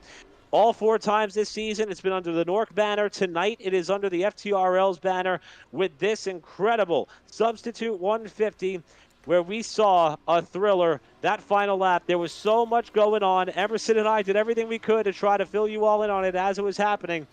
And Emery gave it a run there. And hats off to him for not just hooking Falkingham there as they got to the trioval. They made contact. I thought Falkingham was going to go skyward, and he let him catch it, regain control, and then the run just didn't stabilize or materialize behind him, and Falkingham brings it home for the win. Yeah, I think it may be out of fuel right there, but what a job from Daniel Falkingham. And somehow Zach Lindgren is there in the top 5. The whole running order is all out of whack. We'll have to recap that later. But Eric, I'm speechless. That was phenomenal and about as expected. Unbelievable. I mean, what more could you ask for in this race? And I'll tell you what, I think I need an opportunity here to catch my breath. Emerson, I think you're on board with me on this one as well. Let's step aside real quick, regain our composure, and hear from some of these front runners in what was a thrilling race that went 57 laps and only saw 1 caution. That's how you super speedway race here on the platform, and that's how we did it tonight with the FTRL and the Substitute 150. Post-race interviews coming up next here on Pit Stop TV from the virtual Talladega Super Speedway. We'll be right back.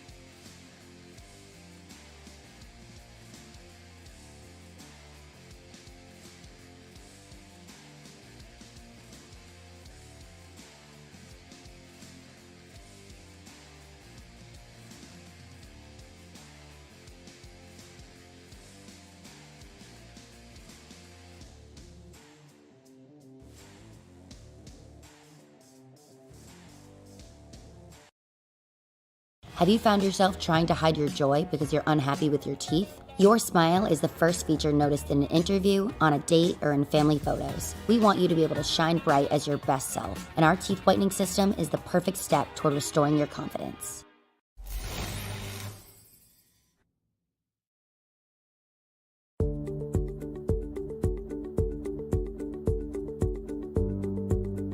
Sound Art is a product that is a speaker and it's art. We combine it together and we call it Sound Art. What makes it so unique that any picture can be your speaker? Sound Art gives you the high quality sound without the ugly speaker. This isn't a picture with a speaker, the picture is the speaker. Just imagine your wedding picture uploaded onto a canvas and now it's speaking 10,000 tunes. I mean, it's a very cool concept.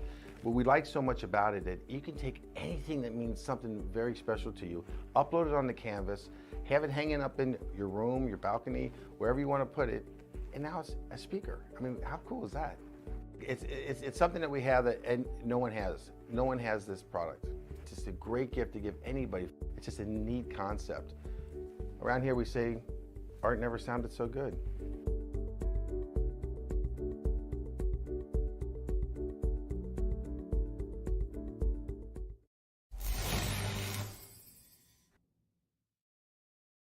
After months of quarantine, we're all interested in how we can become our best self. The team at Permanent Makeup and Cryo is here to help you get the flawless makeup look every day without the extra effort or time. When it comes to your appearance, you deserve the best care that money can buy. Sound Art introduces an entirely new way to listen to music in your home. By combining the best of two products, a revolutionary high-fidelity, low-profile Bluetooth wireless speaker with beautiful artwork. Select from a library of artwork or upload your own photos to personalize your experience. Sound Art ushers in an era of invisible, beautiful, and amazing sound throughout your home and redefines your entire entertainment system. The need to reclaim your floor space and rid your home of unsightly speaker boxes that need to be bolted to the wall is now a thing of the past. Our canvas is printed on high-quality permalite by Breathing Color. And select from our gallery or upload your own. Standard sizes include 16 by 20 and 18 by 24 canvas wrapped. Custom sizing is available, as well as surround sound options.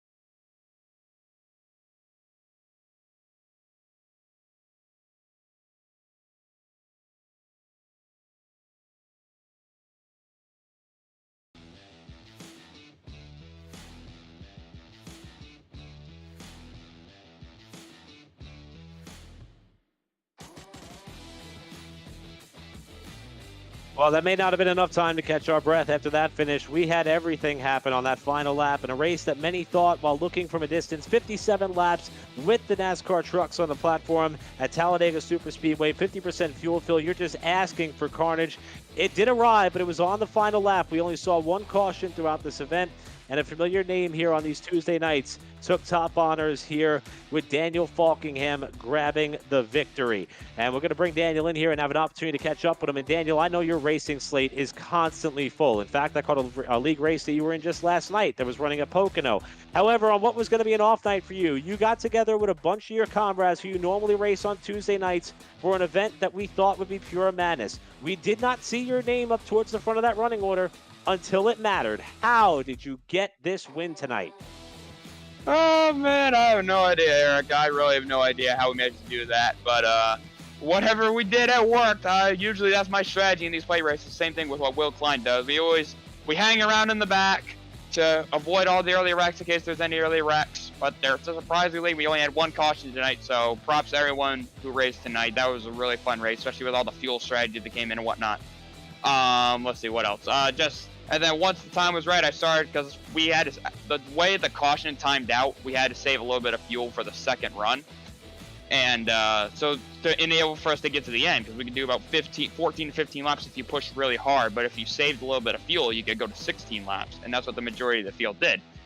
And then I started to save a bit of fuel on that last run, then once I knew I could make it, that's when I made my charge, and hoping we didn't wreck. And they almost did in front of me on the backstretch with like 3 to go, and thankfully I was the lucky one that got through and got the lead out of that, and we pretty much never looked back since. So it pretty much all worked in my favor, fell in my favor, and we got the win. I still can't believe we won that. I usually have no luck at all in these plate races, whether it's FTRL, even in NORC, where I pretty much wreck 90% of the time. But that bit of luck was on our side, and we got $150 in the bank. So this is awesome.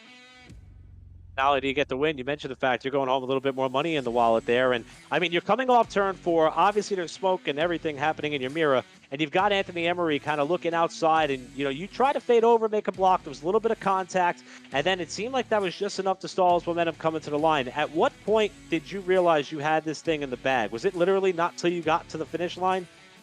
I knew Emery was going to do a few tricks coming to the line, because he was gaining on me as we were coming to the finish line and whatnot, and looked like he tried a left rear, maybe try to see if he could get one more spot. But yeah, I unfortunately fenced Josh on the wall. I hated I did that, but with this money on the line, I got to do what you got to do to win. So I do apologize to Josh, but money on the line like that, got to go for it. So I knew, I felt like from the trial ball, I knew I had a better shot. My chances were better since I didn't have 3 lines chasing me.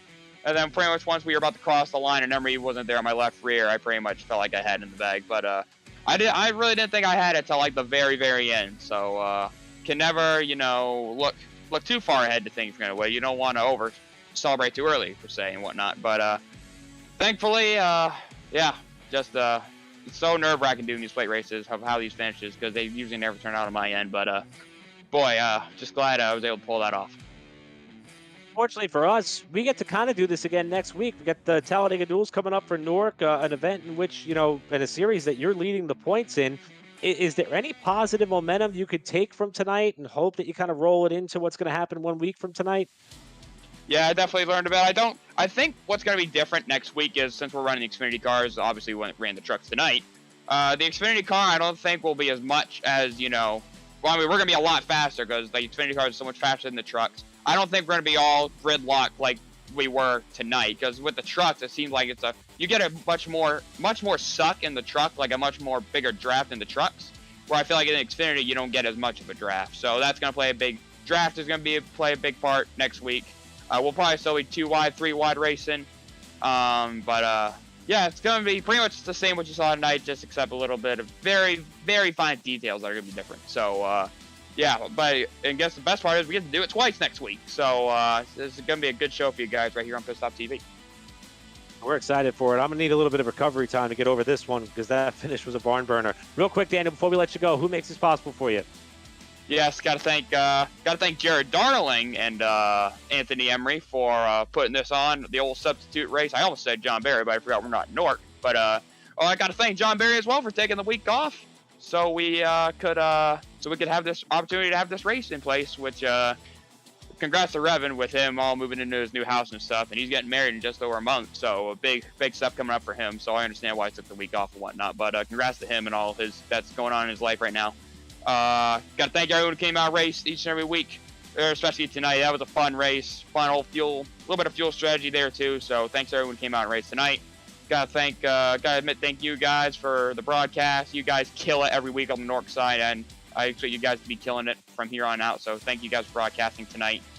And thanks to all the fans who come out and watch us each and every week. I bet they got their money's worth tonight, and they're gonna get their money's worth in 1 week's time as well. And gotta thank my personal sponsors, Bruce Ray Bay and Lobster 207 as well. Thank you to you and all the drivers who came out, because this is how plate racing is supposed to be done on this platform. It was absolutely incredible from start to finish. And Daniel, another Tuesday night, another win for you, and you'll be looking for maybe even 2 more 1 week from tonight. We get back to NORC competition. Great job, bud. Congratulations, and spend that money wisely, okay? I will. Thanks, Eric. Hope you guys enjoyed the show. And that's our winner, Daniel Falkingham, who had the top spot off turn 4 and really had to get defensive. And the driver in which he came up 1 spot short is going to be standing alongside of Emerson Arden. Let's hear from Anthony Emery, our runner-up.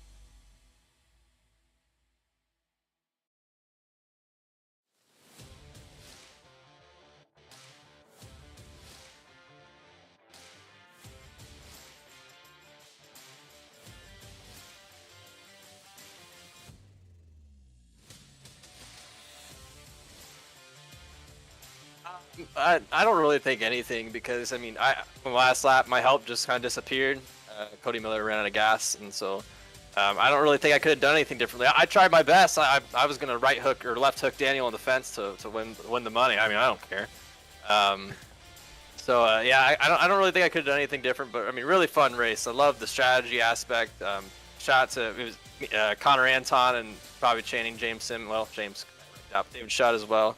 We were all trying to crunch numbers, see how much gas we need. That's kind of what we were doing most of the race, especially most of that last run, is just saving gas and then going hard at the end. And fortunately, a lot of holes opened up for me to move up there and have a shot at it. So yeah.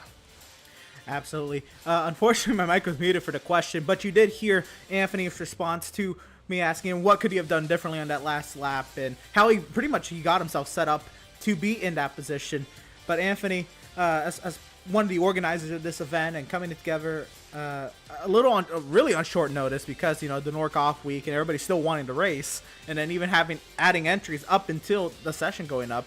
Anthony, what did you make, I guess, of the whole event, piecing it together, and then, you know, actually running the event? Well, I mean, Jared Darley does all the organization. I do stuff on the back end, but I mean, it's we wanted to do something special. We haven't raced FTRL obviously since the season ended in February. So yeah, we wanted to bring something. It felt like a perfect opportunity. The NORC race gets canceled, gets moved back, and so do a fun race, all for the money, all in good fun. Get everybody back together. It's always good to do that, and so yeah, it really didn't take. I think kind of at this point everything runs itself. You know, you put up, you make the announcement it's going to happen, everybody buys in, and we do the race. So it just kind of all came together pretty well. I didn't really have to do too much, but yeah, glad we could do it. Hey, fair enough. Back to Anthony Emery, the driver. Talk about the fuel situation there at the end. We didn't know what was going to happen. We were doing the math in our head. Our brains, I mean, they smell like burnt toast now from trying to crunch the numbers. How about y'all?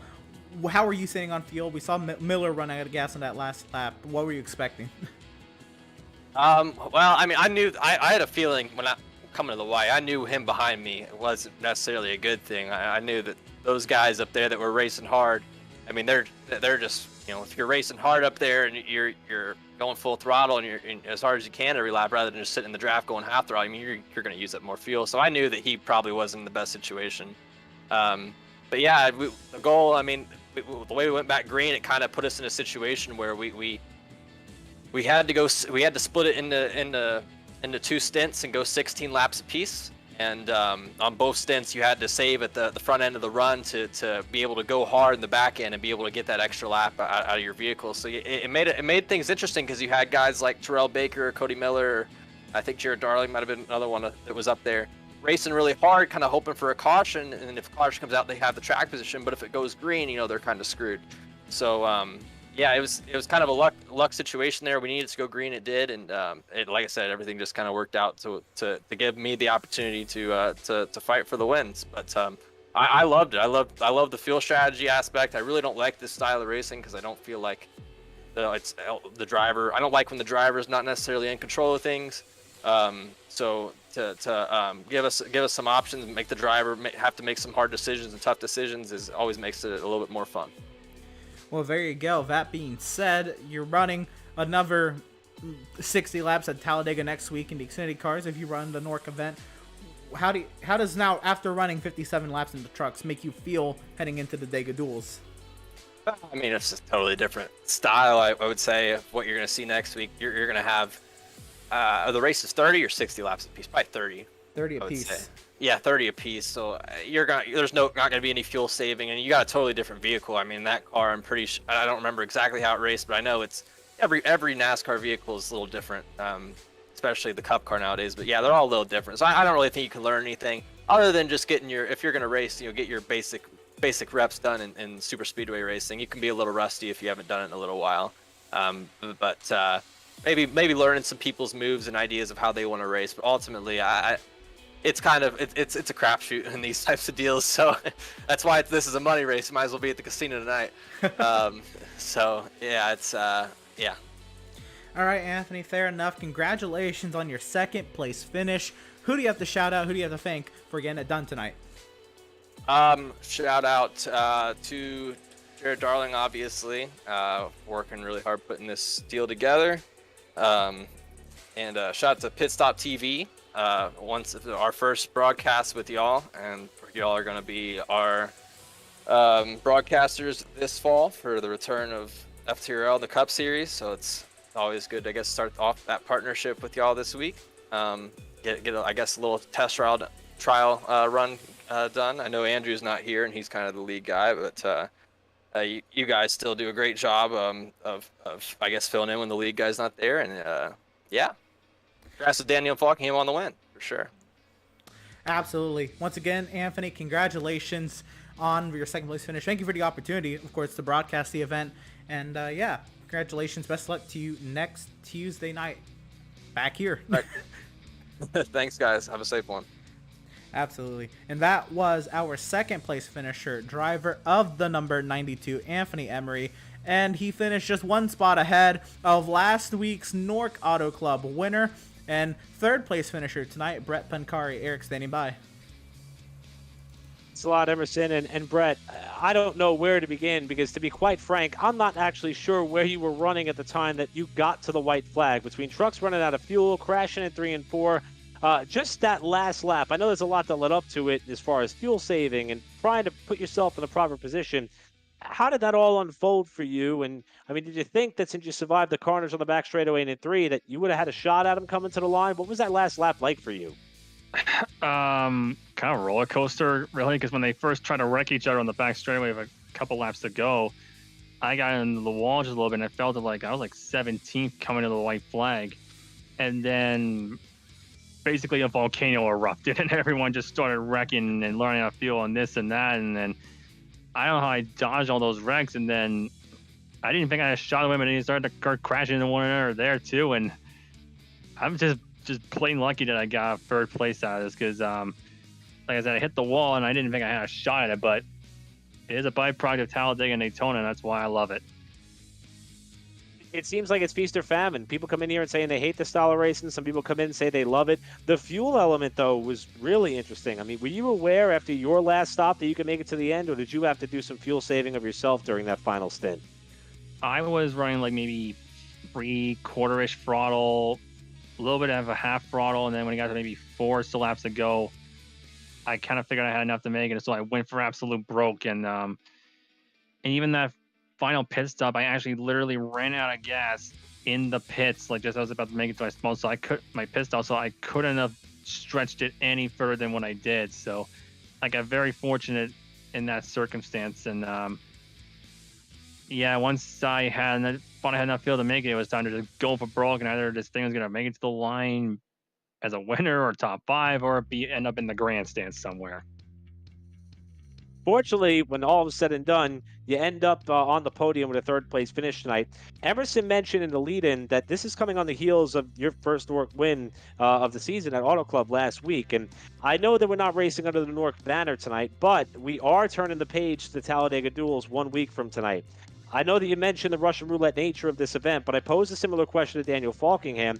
Is this kind of a continuation of that NORC momentum you've been on, and does this give you a little more optimism heading into the unknown that is next week?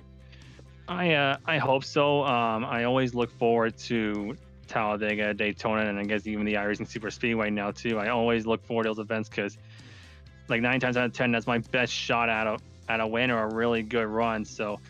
And I always just love racing in Talladega and Daytona. So I'm ready. I'm pretty much ready as I can be for it, and I'm gonna have a different paint scheme next week to solidify the Dega Duels, I guess. We always love the interesting paint schemes that you bring to the track whenever we see your name on the entry plank. So I'm definitely looking forward to seeing that. Now, Brett, before we let you go and celebrate this third place run on what was a maddening night with this replacement 150, or this substitute 150, I should call it, who do you have to thank for this strong run? Well, thank Jared Darling and Anthony Emery at FTRL for putting this special event together during our week off in NORC. And I have run with them before, not as much as I would have liked to, but definitely need to run this event. So thanks to them for just organizing this whole thing. And this paint scheme here is actually of significant value to me. This is a like a 6-year-old paint, this paint right here, and it's actually the paint that got me the championship in Extreme Motorsports on the Truck Series in 2015. So this paint has been really, really significant to me, and it's basically just a sticker bomb on all my sports teams. So I got to thank Carolina Panthers, Atlanta Falcons, Miami Dolphins, Jacksonville Jaguars, New York Rangers, Manchester United, Arizona Coyotes, Kitchener Rangers, and the Toronto Blue Jays and Chicago Bulls. So there. But actually, the thanks again to was Carl Hayes and made this, and it's like that. This paint just has a lot of significant value to me winning that championship in 2015. So, and again, thanks to you guys at Pit Stop TV for broadcasting, and bring on the Dega duels. Here in the context of the colors that make up that truck, I saw the logos all over the place, and now I know why. So I'll be thinking of you come Football Sunday when we're hopefully getting to a couple Panthers games later this year. And best of luck to you, my friend. You're on a roll. I hope it continues on through one of the most unknown events on the NORC slate next week with the Talladega Duels. But great run here tonight for FTRL with that third place finish, Brett. All right, thanks. Again, that is Brett Picari, who celebrated not only a win last week on the NORC side. We turned the page here to FTRL, finished his third here tonight, and he is obviously ready and raring to go. And I'll tell you, Emerson, plate racing is a love-hate relationship, it seems, not only on the real-world side, but on the sim side as well. You hear a lot of drivers talk about how they dread these kind of events. Others kind of look forward to it. And I think the psychology element really plays a big role in how drivers tend to fare in races like this. If you go in with a negative attitude, a negative demeanor, odds are you're going to get caught up with something. If you go in with a kind of free mind and open option to how your night could unfold, usually you end up talking to some of these guys like we spoke to here tonight with our top three finishers. And I think it played a big role in who came out on top here tonight, given all the crazy circumstances in the final 3 laps. Yeah, absolutely. It was it was something. I mean, there was, don't get me wrong, always action all day, all race long in that lead pack. I would have liked to see, the other 15, 20 drivers that we really didn't call up at the front get up there and mix it up. I would have liked to cover them more as well, but there was just so much action up there. There was never really a good opportunity for us to leave the front action to go cover them. It would have been nice to cover them all. Maybe, they'll show up if they're running next week at NORC. They'll show up and they'll show up big next week. But I mean, I think this is an amazing preview of what we could expect next week in the Dega Duels. There are so many people who did so much to make this race happen, so thank you to all of them. We heard from Anthony Emery, also Jared Darling, who we heard from mid-race. There was a lot of things and strings that had to be pulled to put an event like this together. Daniel Falkingham not only going home a winner, but also going home with a little bit of extra cash in the pocket. And let's take a look at how the rest of the field fared when they came down with the checkered flag. We heard from Falkingham, Emery, Pancari, Zach Lindgren is the name who we actually just missed hearing out on with a podium finish potentially. Zach came home 4th. He too's been on a bit of a roll. And Josh Robin, who was up towards the front for the majority of tonight's race, rounds out your top 5. Aaron Smith almost pulled out a last lap top 5 like he did in the NORC opener at Daytona. Comes home in 6th. Connor Anton, despite the opening, or the one and only caution, I should say, crash damage, comes home in 7th. Sheldon Lockie rode around the back for most of the night, ends up in 8th, while Taylor Frey was 9th. And Will Klein, despite nearly going a lap down earlier in this race, is able to bring that super speedway expertise of his up into a top 10 when the checkered flag fell. The second page of this field, John Barry comes home somehow, some way with that 11th place finish. TCB, a mainstay up in front. He'll end up in 12th. Scott Shire peeked his nose up front with a little bit, with a few laps to go. He'll end up in the 13th position. Spencer Ray, 14th. Hayes Booth, 15th. David Shutt down in the 16th position with Sean Williams coming up 17th. Jared Darling led so many laps today. He'll end up in the 18th position. Cody Lamas, the last driver to cross the finish line in 19th. And Cody Miller begins the long list of drivers who did not see the checkered flag after seeing the white. Originally, we had 31 cars on the lead lap there with a few laps to go. Here's more. Spencer Owens caught up in last lap drama. Bobby Chaney, 22nd. Howie Briss, 23rd. Tyler Markle, 24th. Aiden Kirker was in the lead draft all night long. Problems there to put Kirker back in the 25th spot. Then you've got Joshua Balliet in 26th. Nicholas Lovell, who was in that lead pack when that first crash started happening on the back straightaway. He was one of the first cars to go around. Cole Freilich had to pit late. That was unfortunate for him after showing speed to be up there leading the field at one point. point late in the going. Michael Keithley led a lot of laps here tonight as well. And Tony Hilbrands takes you through your 30th place finisher. And the last page of drivers that we have on the results chart, Jimmy Gregory, Patrick Colby, Tommy Gossett, who almost got that lap back, and James Simmons. And how about that? 33 of the 34 cars in this field for this 57-lap race finished on the lead lap or just one lap down. Simmons, the only one who did not make it to the finish 37 laps earlier by virtue of his crash that caused the one and only caution. Now, we, of course, could not do this here at Pit Stop TV by ourselves. We have a number of incredible premier partners who allow us to put all these races on throughout the week. And we'll start off with our friends at Tucson Sound Art. Your picture, your music. Check out all they have to offer at the URL down below, TucsonSoundArt.com, to learn more. And make sure you use the promo code PitStopTV, all one word, at checkout for 10% off your wall-mounted sound art device today. That's TucsonSoundArt.com to learn more.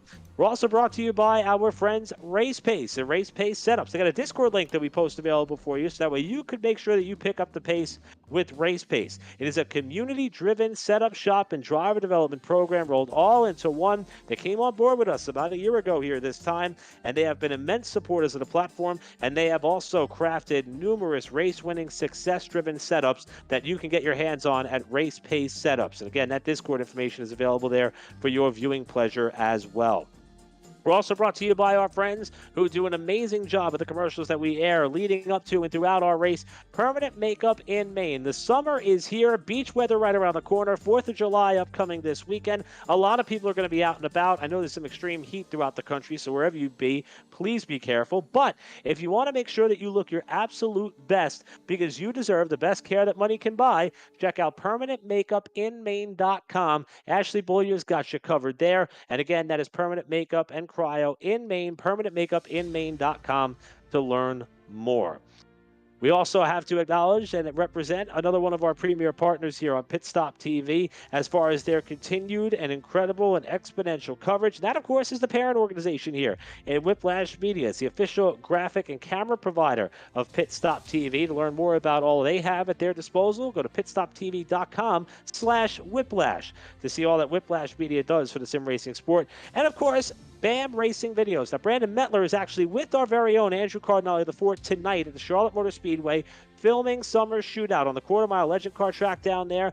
By a race fan for the racing community. Brandon Mettler is the man behind BAM Racing Videos. Check out his social media outlets. He always has some pretty thrilling content and coverage there after a race weekend or race week on a number of occasions. And they are the newest and proudest partner that we have here at Pit Stop TV, BAM Racing Videos.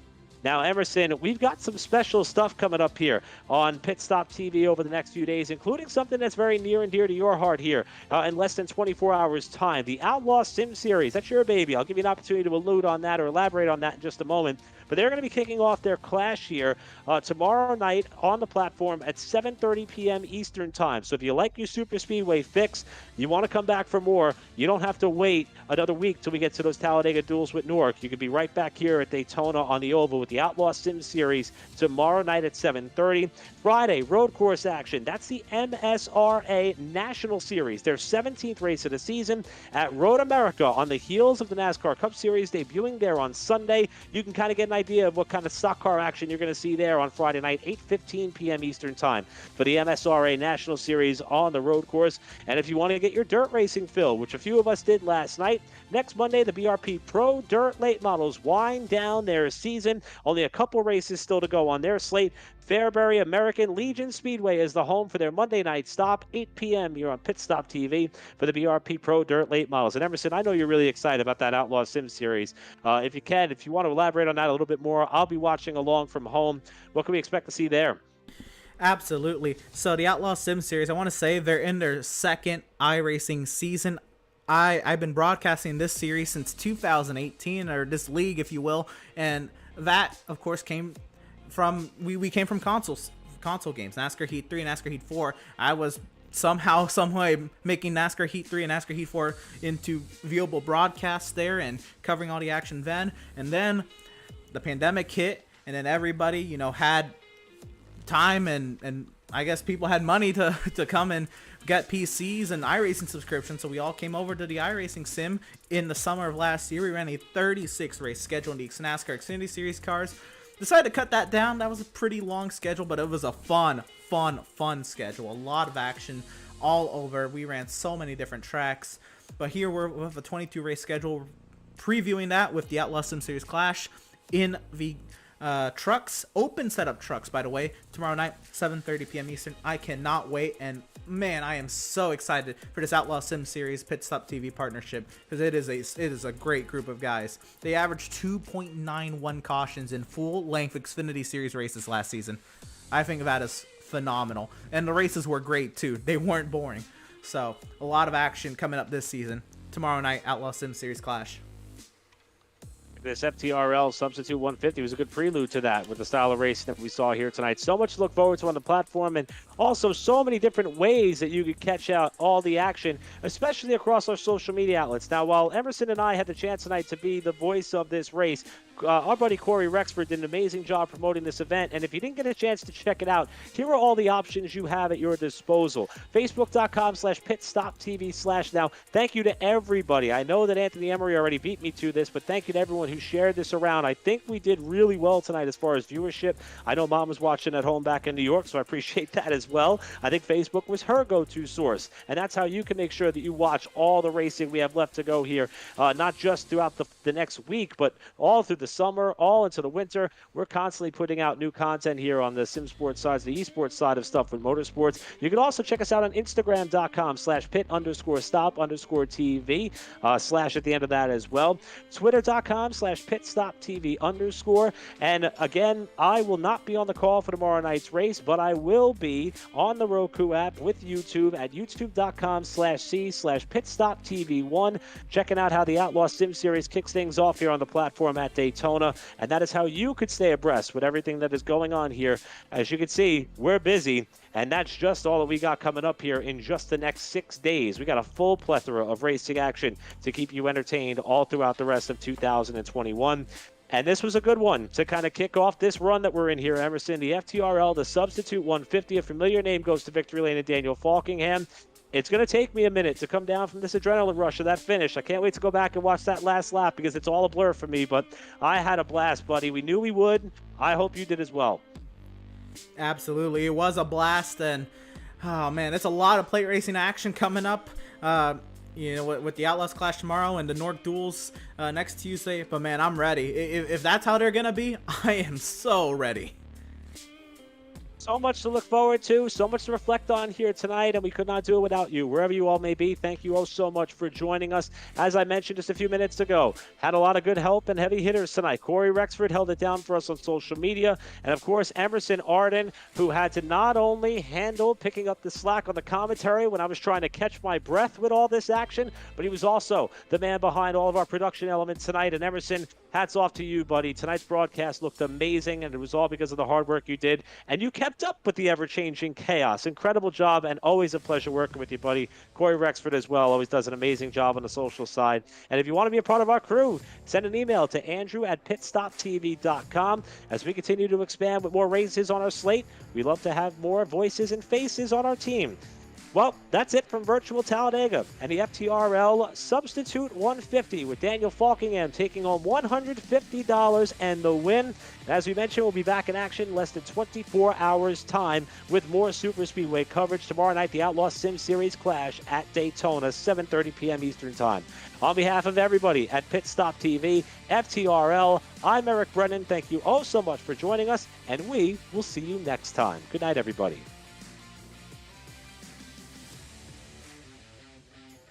Sound Art introduces an entirely new way to listen to music in your home. By combining the best of two products, a revolutionary high-fidelity, low-profile Bluetooth wireless speaker with beautiful artwork. Select from a library of artwork or upload your own photos to personalize your experience. Sound Art ushers in an era of invisible, beautiful, and amazing sound throughout your home and redefines your entire entertainment system. The need to reclaim your floor space and rid your home of unsightly speaker boxes that need to be bolted to the wall is now a thing of the past. Our canvas is printed on high-quality permalite by Breathing Color. And select from our gallery or upload your own.